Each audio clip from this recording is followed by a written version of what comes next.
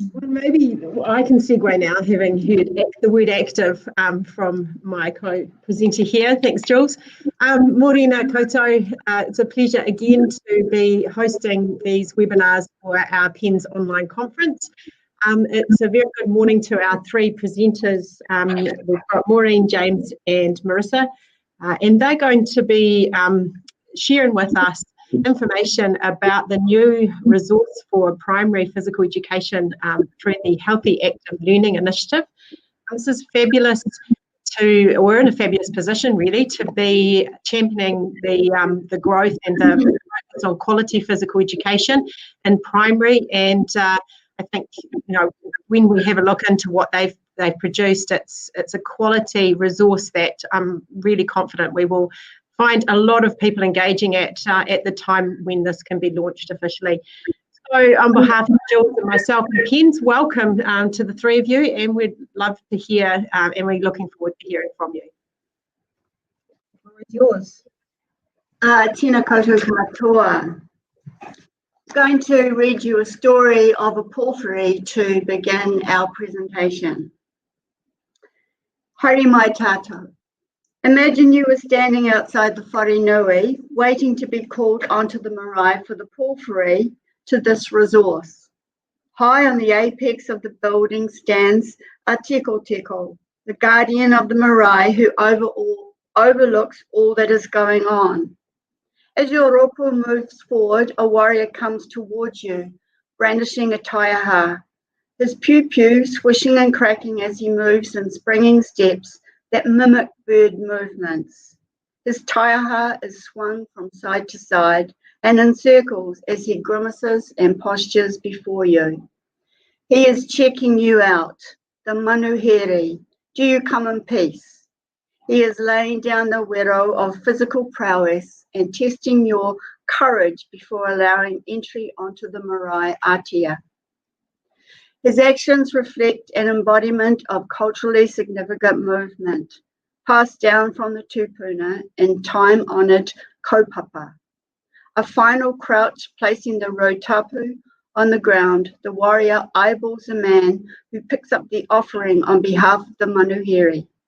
This man, never taking his eyes off the warrior, satisfied that the protocol of this part of the porphyry ritual has been met, the warrior sweeps his taiaha parallel to the ground, rising to turn and slap his buttock before making a high stepping run back to the wharenui entrance. His return is in harmony with the wahine dressed in black who begin to karanga the visitors onto the marae. The first voice, a woman, representing the first call of a newborn, the breath of life, welcoming the visitors into the marae, the body of a tupuna. Tēnā koutou, tēnā tātou katoa. No te raurau, naku te raurau, ka ora ai te iwi. Ko maunga ike te maunga, ko waipawa ki te awa, ko wakarererangi te waka, ko Ngāti Kahungunu taku wahine, nā runga i te rā, ka whakapapa ahau ki te Ngāti Kahungunu hoki. No tau tahi ahau, kei te raki pai whenua ki te kāinga, ko hemi ahau. We'd like to welcome you to this presentation about this new physical education resource for primary schools. As part of this, I'd like to acknowledge that in developing this resource, we have leant on the shoulders of giants in the course of this work. There have been the experiences of Marissa and myself in the Play Sport initiative, the experiences of Nikki Johnson and also in the Play Sport initiative, but also with her work in Auckland PENS and in her PhD work. I'd also like to acknowledge those that worked on the Curriculum in Action series that was published in 2002. But we've also been privileged to have amongst us Maureen and Margot Bowes, who can't be with us, with their combined 30 plus years experience alone in teacher education at the University of Auckland and the Auckland College of Education, but before that, their years of experience of teaching in secondary schools. And all of these have been all of us have been influenced by giants. Our work has been influenced by giants such as Ian Colpin, Lorna Gillespie, Bruce Ross, Lisette Burrows, Wayne Smith, Sue McBain, Alan Ovens, Kirsten Petrie, Richard Tinning, and especially our late leaders, Bob Stoddard and Dr. Philip Smithles. The whakatauki that I shared before, we felt was appropriate, that with your food basket and the food basket of these people that we have mentioned, and our food basket, the people will thrive. And our hope today is that we're able to serve, and in the future is that these resources will help physical education and primary schools thrive once again, and that we can hopefully open up and give you sort of a snapshot of what what's been developed. We're aware that those of you that are here may not haven't seen the resource yet. It's in its final stages of approval from the Ministry of Education, but the content has been approved, which is great, and so that's kind of what we're going to be focusing on today. But I hope you kind of be able to get some sort of idea of the purpose behind and the scope and some of the content in these resources. I'll pass the time over to Marisa. So in order to build on our whakatauki through the resource, we have aligned with a metaphor around ngā kākano, around sowing seeds and growing gardens. So I'll share that with you now. Imagine the health and physical education learning area in primary schools as a vegetable garden. Over the last 10 to 15 years, the gardens in each school have received little encouragement or support, and so many have been neglected or have been left to grow in interesting ways. In most schools, the area for a garden has been reduced and used for other purposes. In some schools, only a few small carrots and radishes are growing amongst the weeds. In other schools, only pumpkins and tomatoes have been planted and there's no space for anything else. In a number of schools, commercial contractors have come into the schools offering to look after the garden for them, and the schools have agreed. These contractors are busy in numerous schools, but they just plant pumpkins and tomatoes and then move on to the next school. They often provide limited support for how to grow these successfully and what to do come harvest time. A few schools grow herbs and spices and give garden space to a variety of vegetables that will flower and provide an amazing amount of produce of vast nutritional value.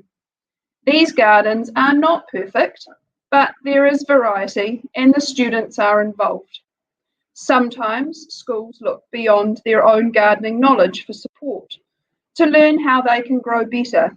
They might watch gardening programs, they might read gardening books, or they could chat with other garden-loving friends and seek expert gardening advice. These support systems can make them think twice about what, how, and why they are doing the things they do, helping them to be better gardeners and to grow better gardens. So that analogy is kind of have been placed in the resource just to help and give teachers and schools some prompting, some questions to obviously to consider what contexts and content constitutes physical education, what is student-centered learning in physical education, and what makes quality physical education lesson planning.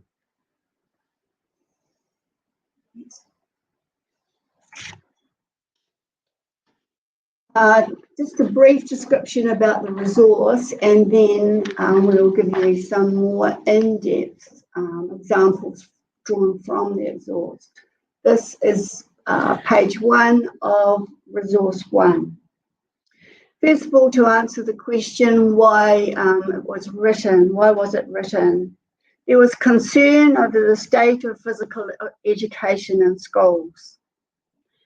Concern with misunderstanding, interpretation, and limitations placed on physical education in the curriculum. A concern with the lack of initial teacher education and professional development in physical education. There was concern with how internal and external influences stifle quality physical education in the interests of inter-school sport. It was written to enable teachers to be able to differentiate between physical education, physical activity, and school sport. And it was written with a strong interest to ensure that the E is in physical education. What it is for. The resource is a hui wānanga that aims to better prepare teachers by developing their philosophy and practice in teaching and programming the culture of physical education in Aotearoa, New Zealand primary schools. The intention is to build a vocabulary of knowledge and understanding and to broaden the perception of what is possible in teaching physical education. How it was written? It has been written narratively and creatively. As I've mentioned, each resource is shaped as a wānanga, and we showed you an example with our beginning porphyry.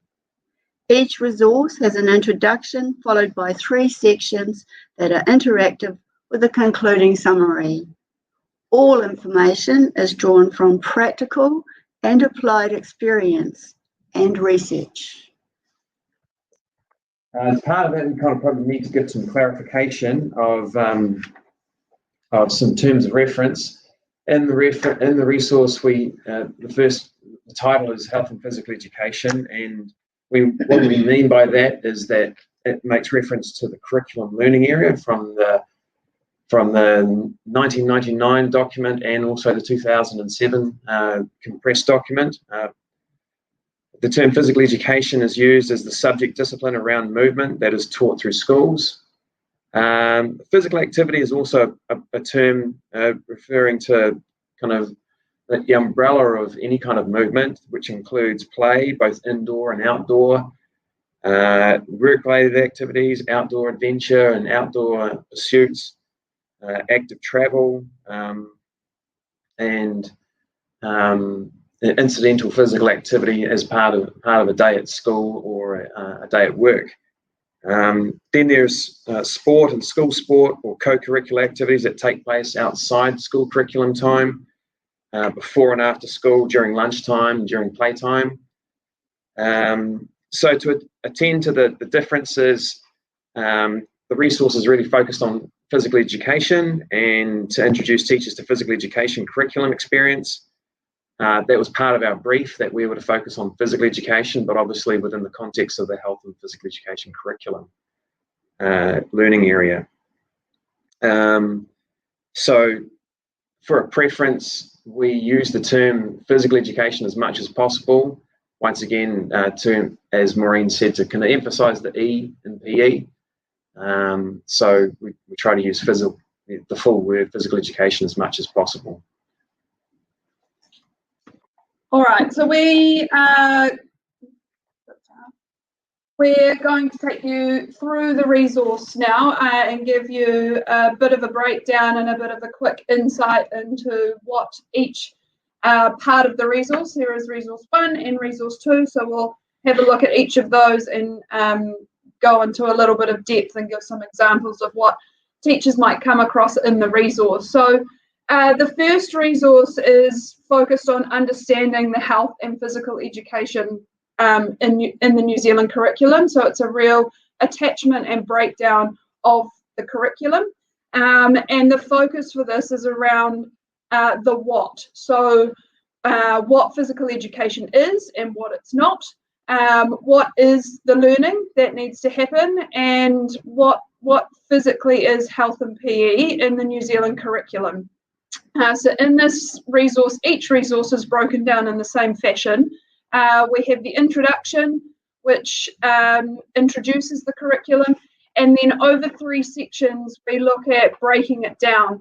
So in section 1 of Resource 1, we challenge the teachers and the people who are interacting with the resource around some commonly held beliefs around physical education to stimulate some critical thought around where they might place themselves in terms of their initial and current understandings of health and physical education in a primary sector. In section 2, we get into the nitty-gritty and we really break down the curriculum. We look at specific areas, including looking at the underlying concepts, we look at the achievement objectives, and we look at ways of bringing that together as a whole so that people can gain that deeper understanding around the curriculum itself. And then in section 3, we put that into practice so that teachers can make sense of the individual parts of where they currently sit and how that might look. And so we offer a couple examples of contemporary planning in practice from 2 different views around how we can look at integration of health and PE, which is something that is commonly done in primary schools at the moment, but we also look at it from a perspective where physical education drives the integrated learning as well. So ways that we can use inquiry processes and connect health and PE to that, but then the opposite of that, where the health and PE is actually the driving factor for inquiry and how we can link other curriculum areas into that as well. And then each resource finishes off with a conclusion as well. Our brief was to write 2 resources rather than one huge one, and however, and the 2 are clearly linked. Obviously, one leads to the other. So resource 1 is the what, resource 2 is the so what, which is about implementing physical education in practice. It's aimed at teaching for meaningful physical education. And if we look at section 1, looking at the so what, section 1 is about teachers' perspectives and being able to transfer quality practices from the classroom, in other words, other gardens, into teaching physical education confidently. A lot of teachers don't make that transference as easily as they might, just through misunderstanding how to manage some of the nature and the content of physical education. Section 2 of the resource demonstrates some key characteristics of quality physical education practice. It looks at the importance of context, student-centered delivery, and quality lesson planning. And section 3 is the part where we break down and highlight aspects, excuse me, of planning for physical education, and that is done in some detail with a range of examples to help inform the person using the resource. And the resource will conclude with a reflection on the learning from both resources. Okay, so to give some examples of the interactive nature of the resource,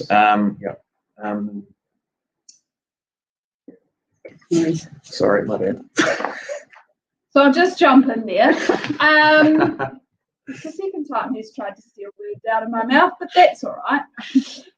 So when we were putting this document together, it was really important for us that it was going to be interactive, that people would be able to listen to things that were happening, they would be able to partake in activities, and they would also be able to access physical resources from the resource that they could take and use in their teaching immediately. And for that reason, our ambition was to create something that was primarily an online resource to be able to function with all of those pieces kind of painting the picture together. So throughout the document, there are a number of ways that people can interact with it. There are sections where there are pieces of information that people can read to build on their knowledge and to challenge their thoughts. There are pieces within it that also offer the chance to hear visual and voice clips that will talk about some of the content that's going on within the resource itself. So one of those is that we have a section of teacher reflections. These are both written but also have an audio component as well, so people can sit and listen to the teachers read their reflections around their physical education teaching processes. Throughout the document, there are a number of activities that we encourage teachers to get involved with. Some of these are personal activities. We encourage a reflective journal so that people can track some of their thoughts over this learning, as well as being able to take some work back to colleagues and be able to chat and reflect with them and take things straight into their teaching and try those out and see what happens there. And along with this, there are physical resources that they can take out that can support their teaching immediately, and so they can use those within their classrooms and work for ways that's going to fit in best with where they're at. Right, so one of the examples of that interactive nature, and that, as Marisa pointed out earlier, in the first resource in section 1 is about challenging commonly held beliefs.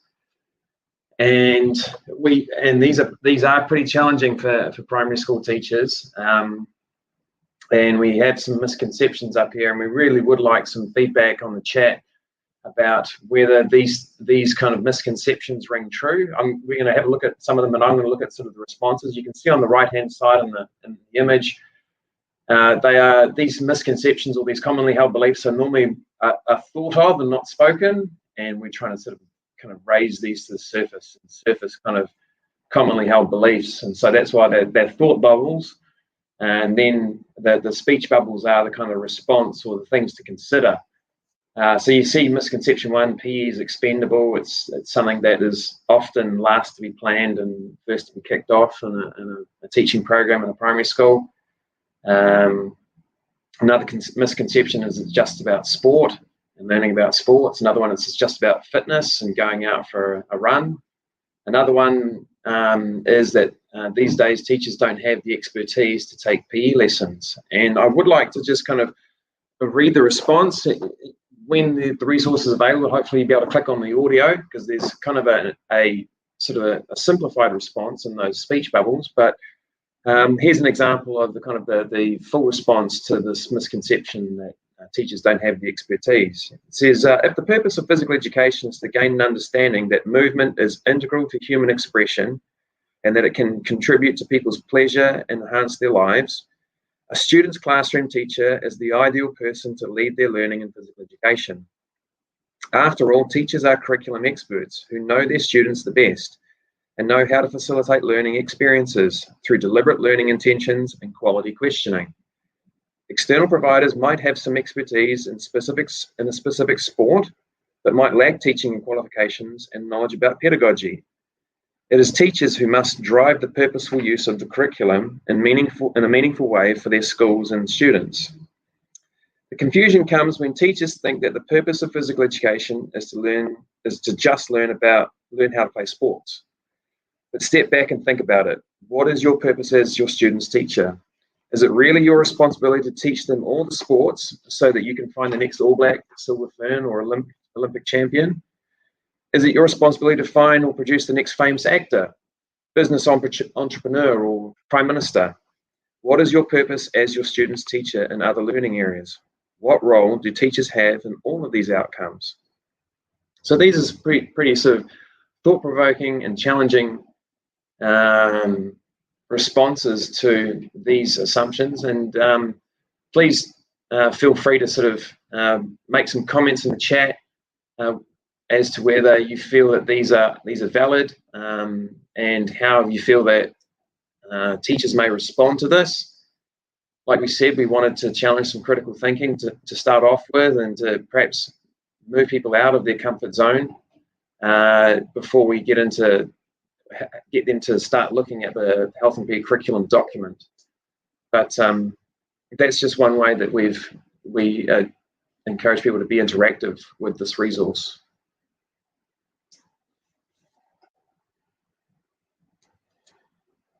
So key for us was to parallel the messages around what comes through in the health and physical education curriculum about learning in, through and about movement, and to be able to have those opportunities within the resource itself. So it's really critical that we made opportunities available for our teachers to learn in, through and about physical education through the resource. So we've done that by touching on underlying concepts, by touching on the achievement objectives, by looking at the essential skills, by looking at the front end of the New Zealand curriculum, and by breaking those down so that teachers are able to teach their students to learn in, through and about physical education, because they've had that experience through the resource as well, and to parallel those messages.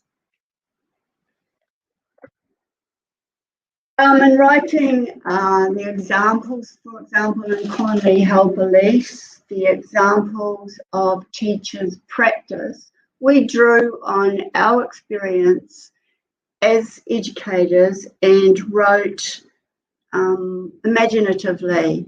But when the various people who wrote those examples brought them back to the group, it was really interesting to see how we resonated with what we heard the other person write about.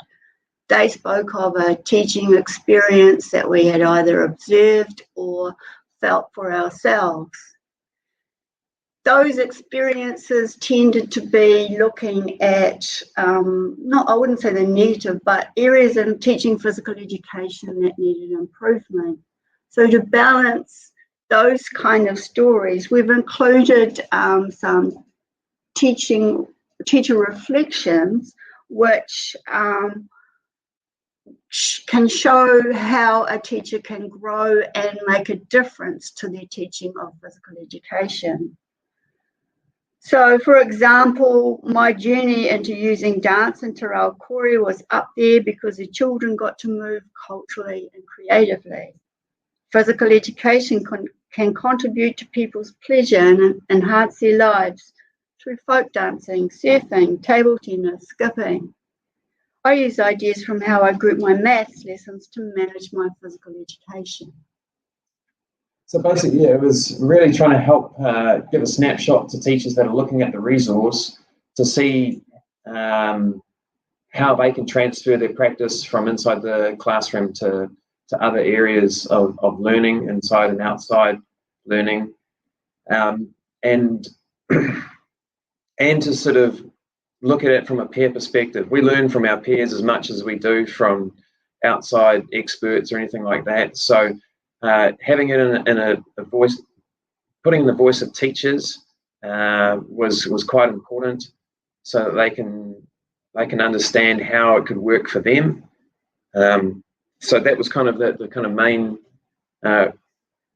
reason why we did that. We also kind of these stories and these teacher reflections are also, they're not perfect, and they show how primary teachers do make themselves vulnerable quite often in evaluating their own practice. And we just feel that primary school teachers can do this in terms of their developing their practice and teaching physical education as well.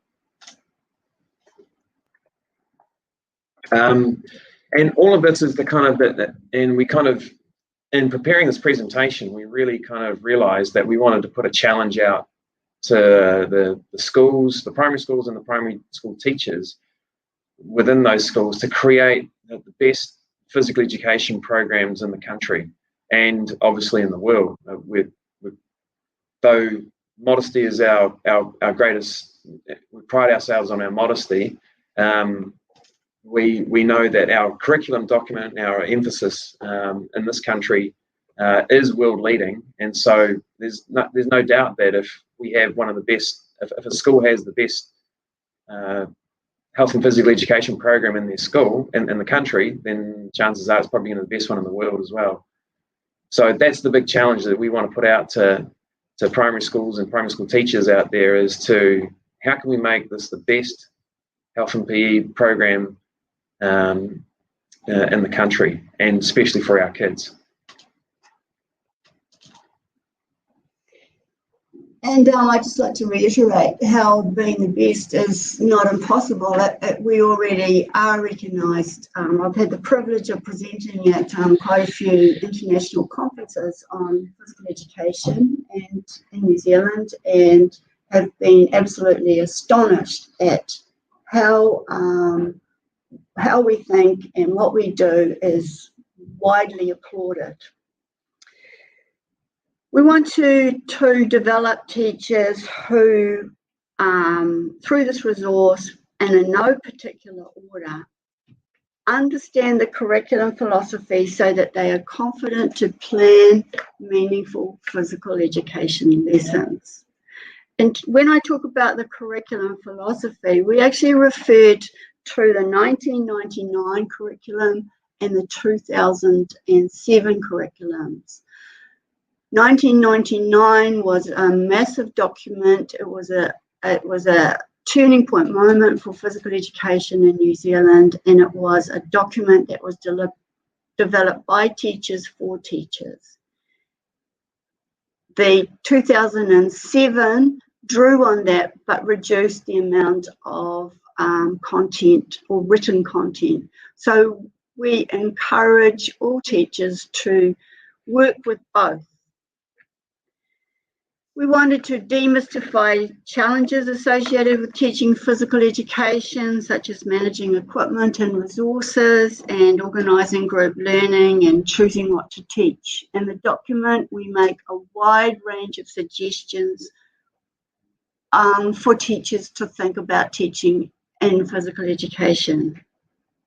And that comes from my next point of having a wider movement vocabulary from which to choose a balance of context and content.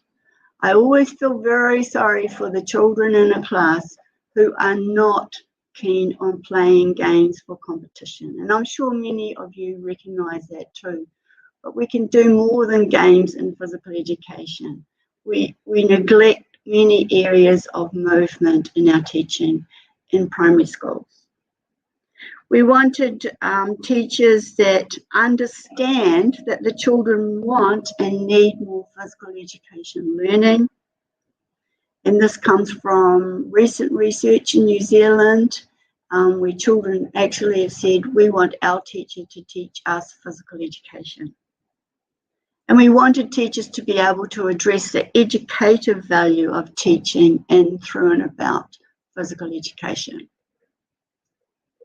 Yeah, and we feel very strongly that we're about to develop teachers, and they'll be able to sort of have a better understanding and a better relationship with the learning area, and how to integrate physical education with other curriculum areas, whilst still maintaining the integrity of the curriculum area, but also by recognising their knowledge of primary school age children is important. They know their students, and that is the most important thing. Relationships are vital, and they'll know how to meet the needs of their students, and they can do that.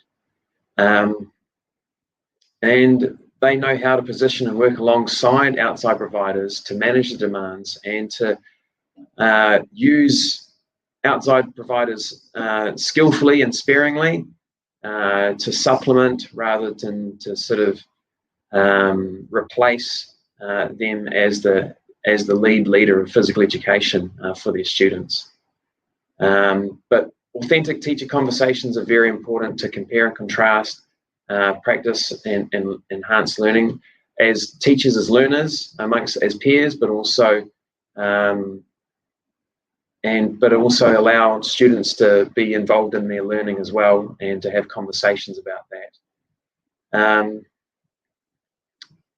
and basically because to allow physical education to become more than just a run around the field, or more than just training or practicing sports techniques, or playing a game or having a brain break. The potential for this learning area is huge, and we just want to help empower primary school teachers to be able to sort of feel like they can do that. But that's the end of our presentation. We're tēnā koutou, tēnā koutou, tēnā tātou katoa. We're open for pātai and poroaki from here on in, Heather, Jules. So we'd love to hear from all our participants, because it's pretty quiet here. This morning, you're right. Thank you for that. It's really exciting to see that this new resource has been developed for our primary teachers. I know that I certainly couldn't be a primary teacher, being a jack of all trades, and having more assistance and help for them to access the knowledge and everything that we value as senior physical education teachers really excites me. Actually, I think that's it looks like it will be a really helpful resource for people going forward, and that's something that I'm really excited about. Yeah. You know, what you've shown there in the small amount of time that you've had available is clear. It's a very biculturally responsive document. You know, how you started with pōwhiri, and then we've got comments coming in that really enjoyed the analogy of the garden as well. There's parts to it that sell it for much more than just a pickup resource, and the reflective aspect to it really encourages teachers to think about their practice and empowers them to, I guess, to see themselves as the way forward. And that the number of people that come to the gate, you know, there's hundreds a year across New Zealand primary schools where people are filtering or accepting offers of support to deliver physical education in the primary space. You know, it's teachers feeling like they are the ones in a position to do this most effectively for their tamariki, and I think that's really clear with how the resource is positioned and what you explain in there too. Do you know when this resource will go live for people to access? So yeah, it's we are at the mercy of the powers that be at the moment. Like James said earlier, the content has been approved, so we know that what's within the resource won't be changing, but that it still has to go through formal processes within the Ministry of Education, and receive the seal of approval and the green tick from there. And we currently are unaware of that date. Okay. I don't know if Tanya's on still. She might know more about it. If you want to type that in. Yeah, like I said, we presented to the Healthy Active Learning workforce last week about this, and there was a representative from the Ministry of Ed and Tanya on, and there was some suggestions of some time frames, but I don't want to sort of over promise and under deliver. Yeah. Fair enough too. Unless Tanya's still around and she can give more insight, but maybe not. Perhaps the information that she has is the same as what you have. So, yeah. We will be always, sharing and updating membership on how this is going and moving forward, like with any other initiative. So.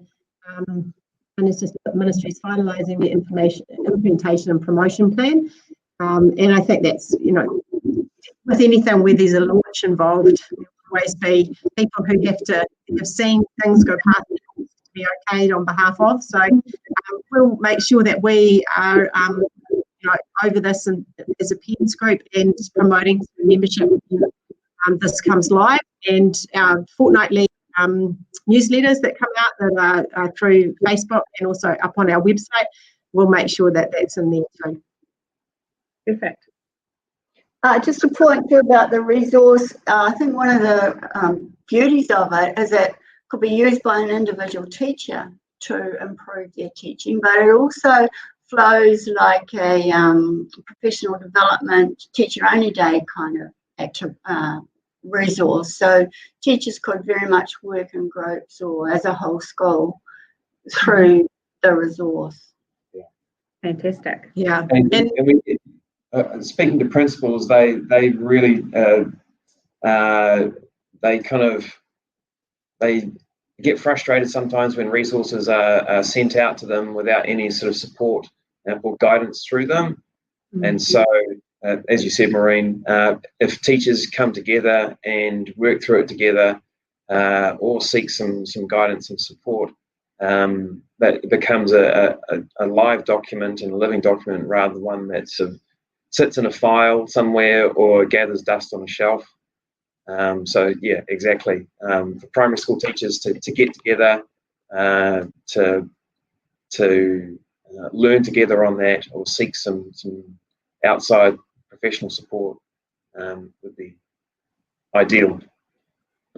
And I think it will have ongoing, impacts on people's teaching practice, because when you are involved in these activities in both Resource 1 and Resource 2, you've given teachers a chance to establish a new way forward potentially, where they feel that they have the capacity and the competence to do the job that they may question or have felt overwhelmed by, and that's fully understandable. So it's a great ongoing aspect to this as well. So if it is a PD, or if it is where teachers see it as a interactive and live kind of living document, then the impact going forward could be really significant too. Yeah, I guess a couple of other little bits about this is that it will be housed within a PENS website, and so will be accessible by all teachers through that. So they won't have to have a PENS membership to be able to access that, although that will be encouraged and will hopefully build the relationship between primary schools and Physical Education New Zealand. The document is very much a whole, but in saying that it's not developed in a way where a teacher has to sit down and complete all of Resource 1 in one go. So you can simply pick it up and start doing little bits as time allows. And so it may be a long process that you kind of drip feed yourself through, or maybe it is a teacher only day where you can develop and devote as much of your time to it as possible and do it over a shorter period. So there's huge flexibility within how it can be accessed.